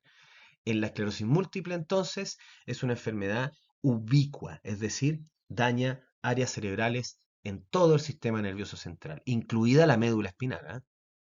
¿Qué vemos acá? Bueno, un esquema del ataque autoinmunológico a la mielina de una neurona, y aquí al lado tenemos un corte sagital, es decir, estamos mirando un cerebro de costado, acá está la nuca y acá está hacia adelante de la persona, ¿sí? La parte rostral y la parte caudal. Esto es un cerebelo. Vemos la corteza cerebelar y vemos en el centro, en un tono azul más intenso, la sustancia blanca, es decir, la sustancia con mielina del cerebelo. Recuerde que la sustancia gris es la corteza y son las áreas que no tienen mielina o que tienen menos. En la sustancia blanca cerebelar, uno debería ver una superficie azul intensa en toda su extensión en un cerebelo sano, ¿de acuerdo? El azul intenso indica mielina, presencia de mielina. Este corte transversal es un corte que pertenece a una cohorte post-mortem de pacientes que fallecieron de esclerosis múltiple. Y aquí vemos que este paciente que falleció de esta enfermedad presenta dos tipos de áreas dañadas. Un área que no tiene mielina en lo absoluto, marcada con flecha verde, aquí en el área blanca, digamos, y un área que tiene un poquito de mielina, que se ve un poquito más rosada, marcada por estas líneas rojas. Esto es porque el sistema nervioso central tiene cierta capacidad regenerativa, tiene cierta capacidad de recuperar la mielina que pierde en un proceso que se conoce como remielinización, reformación de mielina, regeneración de mielina. La remielinización entonces es una respuesta espontánea del sistema nervioso central cuando se pierde mielina para generar nueva mielina. Lamentablemente, esta nueva mielina que se genera o no se regenera por completo, como vemos acá, viste que no alcanza a ser azul intenso, sino que es medio celestito, o la mielina nueva no tiene la misma calidad que la mielina que se perdió, es decir, no aísla bien el axón, no se acopla bien metabólicamente, no genera conducción saltatoria de buena manera. Como consecuencia entonces de la falta de mielina y la degeneración posterior por falta de nutrientes, se generan un montón de síntomas porque, como te digo, tiene daño cerebral en todas partes, no es solo motor ni solo cognitivo. Los pacientes con esclerosis múltiple presentan problemas de movilidad, problemas sensoriales, de fatiga crónica, problemas de la visión, problemas de disfunción sexual, disfunción urinaria, dolor crónico y problemas cognitivos. Esto además ocurre en distintas proporciones dependiendo del tipo de esclerosis múltiple que tengas. En el planeta hay más de 3 millones de personas con esta enfermedad y lo que es más importante es la primera causa de enfermedad neurológica en la población adulto joven. Esta enfermedad ocurre entre los 25 y los 45 años, cuando se te genera. En Chile hay más de 3.000 personas y se ha duplicado la enfermedad en estos últimos años. Por lo tanto, es una enfermedad de mucho cuidado. Le alcancé a comentar, hay distintos tipos de esclerosis múltiple. La principal es la esclerosis múltiple que tiene recaídas, tiene brotes y remisiones, que se llama RR, esclerosis múltiple, que es aquella con remisiones y recaídas.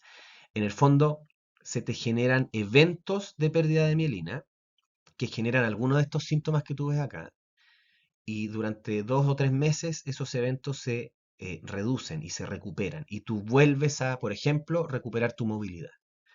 Pero algunos meses después vuelves a tener otro evento de desmielinización en otra zona del cerebro y, por ejemplo, ahora tienes problemas sensoriales y te vuelves a recuperar y vuelve a ocurrir y meses después ahora tienes un problema de visión o problemas urinarios, etcétera. La verdad es que es una enfermedad muy terrible, no tiene cura, se llama la enfermedad de las 1000 caras porque tiene, la verdad, muchos distintas sintomatologías dependiendo del área cerebral que se te haya afectado en ese ataque. ¿M?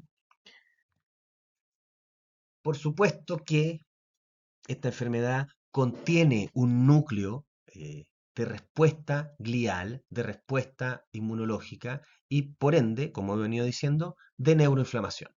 Aquí lo que les muestro es un esquema de lo que contiene una lesión desmielinizada, una lesión sin mielina en la enfermedad de esclerosis múltiple, contiene una respuesta de microglía que se transforma en macrófago o con funciones de macrófago, monocitos que pasan del sistema vascular al parénquima, astrocitos que se vuelven reactivos, oligodendrocitos, que son estas células que hacen la mielina, y precursores de oligodendrocitos que van a contribuir con más oligodendrocitos, y todo esto en una conversación bien compleja que setea una respuesta neuroinflamatoria mediada por la glía, ¿no?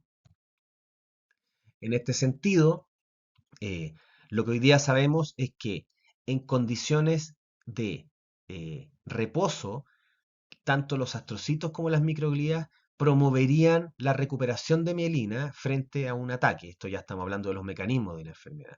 ¿Por qué? Porque la microglía en condiciones basales va a liberar factores tróficos que ayudan a la sobrevida de la neurona, como BDNF, NGF, FGF versus el astrocito, que también va a liberar NGF, BDNF, LIF y otros factores que son más promotores de la salud neuronal. ¿Qué es lo que sucede cuando se pierde mielina y se empieza a aumentar la neuroinflamación? Es decir, la microglía y los astrocitos se vuelven reactivos.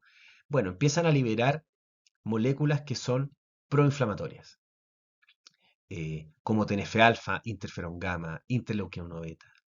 Al mismo tiempo se liberan algunas moléculas que tienden a ser antiinflamatorias y empieza esta pelea, ¿no? La interleuquina 23, el TGF-beta 1 son moléculas que reducirían la inflamación, pero estas son moléculas que aumentarían la inflamación. Y al mismo tiempo se produce estrés oxidativo, se acumulan especies reactivas de oxígeno, como especies reactivas de oxígeno nitrogenadas, peróxido de hidrógeno, el radical superóxido, etcétera. Todas aquellas moléculas que van a promover aún más la inflamación.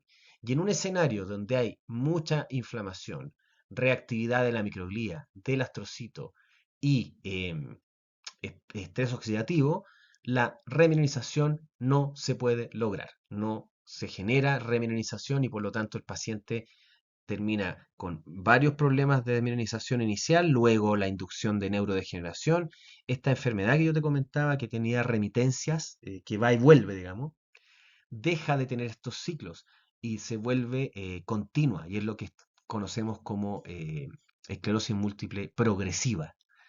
Cuando proviene de una esclerosis múltiple con remitencia, se conoce como esclerosis múltiple progresiva secundaria, porque al principio tenía remitencias, pero luego esas remitencias se hicieron cada vez más cercanas en el tiempo y se volvió continua. Y esos son los dos tipos principales de esclerosis múltiple que existen hoy. Los tratamientos actuales, usted va a ver aquí, con esto terminamos, los tratamientos actuales para la esclerosis múltiple, al igual que para cualquier enfermedad neurodegenerativa que hayamos revisado hoy, solo eh, promueven el retraso de la progresión de la enfermedad, ayudan a la calidad de vida del paciente, sin embargo, no son capaces de recuperar al paciente. No existe cura tampoco para la esclerosis múltiple. En general vamos a tener fármacos que van a disminuir la neuroinflamación, como glucocorticoides o interferones, y otros fármacos que van a hacer un control inmunológico, van a reducir la respuesta inmunológica, es decir, son, eh, son inmunodepresores. ¿Por qué sucede esto? Porque hace que se reduzca la entrada de linfocitos que son finalmente los que atacan a la mielina. Y el natiluzumab, alemtuzumab, ocrelizumab van a reducir entonces el ataque autoinmunológico. Y finalmente existen algunos mecanismos paralelos como bloqueos de enzimas de la BTK que van a promover entonces la energía para que se disminuya la fatiga y disminuya la diarrea que son más bien paliativas, como pueden ver, pero no apuntan a la enfermedad en sí misma. Em, bueno, creo que con eso hemos cubierto la primera parte de la fisiopatología del sistema nervioso. En la segunda mitad vamos a revisar enfermedades neuromusculares, enfermedades infecciosas, epilepsia y el paquete que quedó en el otros. Em, Hoy día hemos revisado latamente y en profundidad las principales enfermedades neurodegenerativas y los mecanismos de el infarto cerebral, que es la patología principal que usted va a encontrar en clínica. Así que creo que ha sido bastante información la que tiene que estudiar. Cualquier cosa me escribe a este correo y nos mantenemos en contacto para la próxima clase. Muchas gracias, cuídense. Saludos. Chao, chao.